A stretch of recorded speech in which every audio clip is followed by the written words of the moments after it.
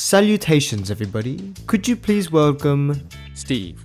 You see, I spoke with Steve's friends and family, and a lot of them like to say that Steve's pretty long. He's also a bit of a wimp. This guy, though? He's pretty long. But real quick, could I please ask that you like, subscribe, and hit the bell for notifications if you enjoyed this video. Thank you so much. This is my royal whiptail catfish, otherwise scientifically known as Styrosoma panamense. I definitely butchered it, so the more scientific term for him is long boy. The royal whiptail catfish is a peaceful fish that is best known for its twig-like features. It has a sucker mouth and some very sharp dorsal fins that kinda look a bit like a shark's. He's got buggy looking eyes, kinda like a Corydoras, the way that they just kinda stare blankly into thin air. They originate from South America, which is pretty far away from where he is today. When I bought him from the local fish store, he was the only one left, so I had imagined all of his friends that had come with him from South America are gone, and I've been fortunate enough to now have him housed in my fish tank.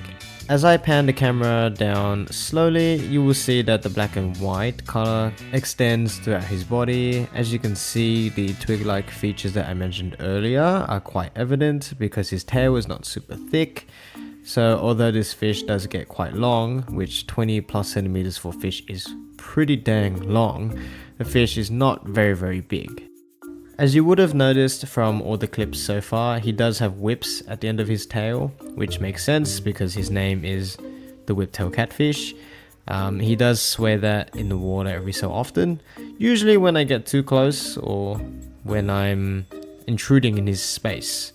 He will whip that towards me. Might be a warning sign, but not too sure. Just a fun behavior worth noting. Although I joke about his name just being Long Boy, his name is actually Zorro. I decided this with my girlfriend because he kind of looks like a sword, so we're going with Zorro. In terms of food, I've been giving him algae wafers or sinking pellets of any kind. He doesn't seem to discriminate what kind of food he eats. Sometimes I find him on the glass and he just eats at any algae that's there. He's quite a voracious eater sometimes, but for the most part he kind of just hangs about on the wood. I hear that them being on the wood gives them that supplementary stuff, because biofilm and extra algae, and being a sucker mouth catfish, they do kind of like to munch on that stuff. So yeah, in terms of feeding, the royal whiptail catfish has been pretty easy. You can't really go wrong with it because they'll eat just about anything and everything, really. Apparently you can also give them bloodworms, but only very sparingly. I haven't really had the chance to do that, but when I do, I'll let you know.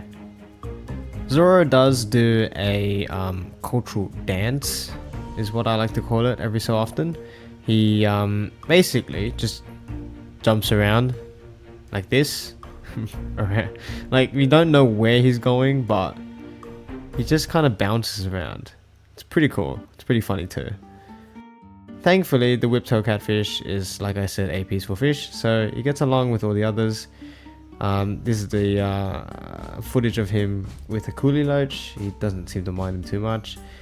The coolie loach is happily eating away behind him, and while he just stares menacingly at the camera, and now he's jumping around.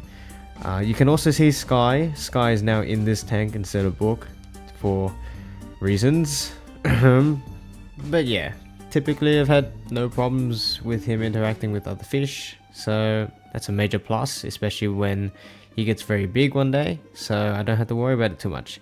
He won't be whipping nobody's faces, he won't be whipping my face most importantly, and the most trouble I'll have to deal with is Sky. Right? Yeah, look at you go. As you can see, he's trying to staunch him up in this. It's not having it. There you go. They get along pretty well. Just don't stick him in with fish that are too big, of course, because he'll get eaten. And don't stick him around with fish that are super territorial. I know betta fish can be quite territorial, but you can also get the really good ones that just don't seem to care, like Sky, who seems to only care about his next meal. So yeah. Okay, because this is supposed to be a somewhat of an educational video, I should probably go over the breeding process. That being said, I have no intentions of breeding a royal whiptail catfish, so I'm sorry, Zoro. But apparently the process involves a female. Obviously, when she's ready to spawn, she will lay her eggs on the glass or in a hollow out area, probably somewhere that they feel quite safe. And when the male is ready, he will come over and just fertilize them. I do not quite know the conditions as to how or why they spawn, but apparently the process is similar to plecos, so if you have ever bred plecos, you've got good knowledge already.